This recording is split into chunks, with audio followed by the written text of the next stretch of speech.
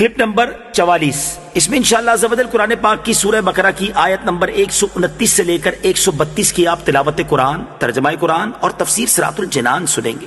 بسم اللہ الرحمن الرحیم۔ ترجمہ: اللہ کے نام سے شروع جو نہایت مہربان رحمت والا ہے۔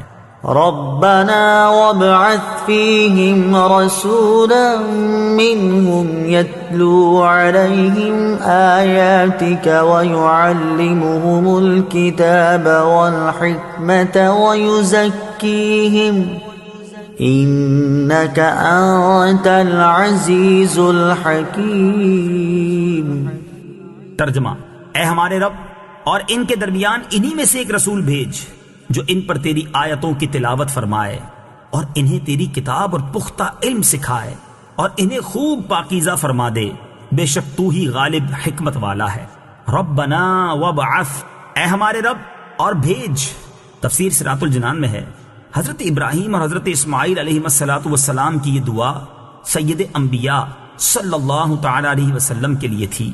خانہ کعبہ کی تعمیر کی عظیم خدمت بجا لانے اور توبہ و استغفار کرنے کے بعد حضرت ابراہیم اور حضرت اسماعیل علیہ السلام نے یہ دعا کی کہ یا رب عز و جل اپنے حبیب نبی آخر الزمان صلی اللہ تعالی علیہ وآلہ وسلم کو ہماری نسل میں ظاہر فرما اور یہ شرف ہمیں عنایت فرما۔ یہ دعا قبول ہوئی اور ان دونوں بزرگوں کی نسل میں حضور پرنور صلی اللہ تعالی علیہ وآلہ وسلم کی تشریف آوری ہوئی۔ امام بغوی نے ایک حدیث روایت کی کہ حضور اکرم صلی اللہ تعالی علیہ وسلم نے فرمایا، میں اللہ تعالیٰ کے نزدیک خاتم النبیین لکھا ہوا تھا، حالانکہ حضرت آدم علیہ السلام کا خمیر تیار ہو رہا تھا۔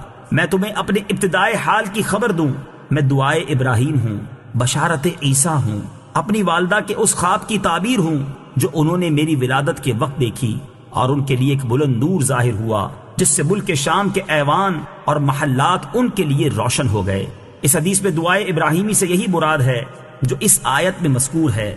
اللہ تعالیٰ نے یہ دعا قبول فرمائی اور آخر زمانے میں حضور سید الانبیاء محمد مصطفیٰ صلی اللہ تعالی علیہ وآلہ وسلم کو مبعوث فرمایا۔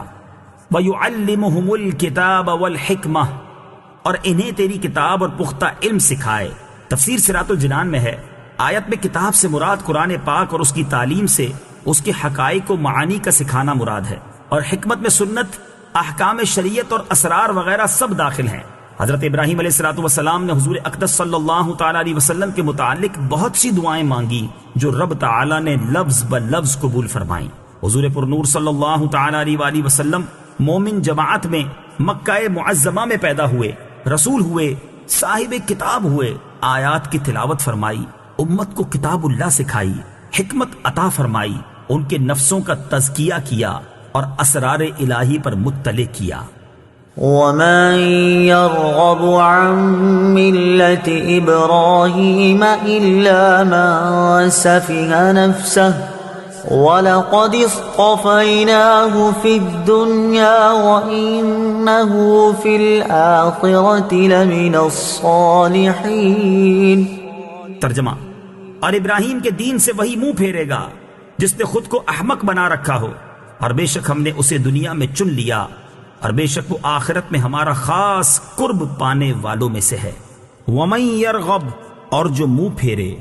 تفسیر صراط الجنان میں ہے علماء یہود میں سے حضرت عبداللہ بن سلام رضی اللہ تعالی عنہ نے اسلام لانے کے بعد اپنے دو بھتیجوں مہاجر و سلمہ کو اسلام کی دعوت دی اور ان سے فرمایا کہ تم کو معلوم ہے کہ اللہ تعالیٰ نے توریت میں فرمایا ہے کہ میں اولاد اسماعیل سے ایک نبی پیدا کروں گا جن کا نام احمد ہوگا، جو ان پر ایمان لائے گا وہ کامیاب ہے اور جو ایمان نہ لائے گا وہ ملعون ہے۔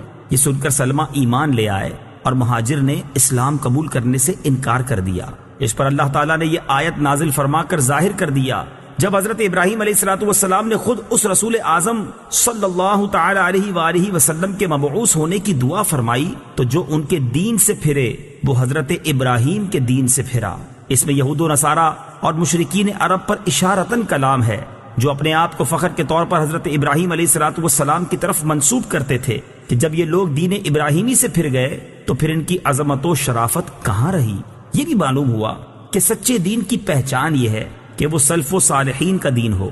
یہ حضرات ہدایت کی دلیل ہیں اللہ تعالیٰ نے حقانیت اسلام کی دلیل یہاں دی کہ وہ ملت ابراہیمی ہے۔ اصطفیناہ، ہم نے اسے چن لیا۔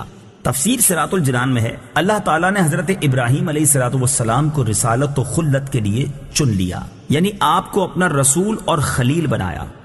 اذ قال له ربه اسلم قال اسلمت لرب العالمين ووصى بها ابراهيم بنيه ويعقوب يا بني ان الله اصطفى لكم الدين فلا تموتن الا وانتم مسلمون۔ ترجمہ، یاد کرو جب اس کے رب نے اسے فرمایا فرما برداری کر، تو اس نے عرض کی میں نے فرما برداری کی اس کی جو تمام جہانوں کا پالنے والا ہے، اور ابراہیم اور یعقوب نے اپنے بیٹوں کو اسی دین کی وصیت کی کہ اے میرے بیٹو، بے شک اللہ نے یہ دین تمہارے لیے چن لیا ہے، تو تم ہرگز نہ مرنا مگر اس حال میں کہ تم مسلمان ہو۔ ووصا، اور وصیت کی۔ تفسیر صراط الجنان میں ہے حضرت ابراہیم اور حضرت یعقوب علیہ السلام نے اپنی اولاد کو دین حق پر ثابت قدمی کی وصیت فرمائی۔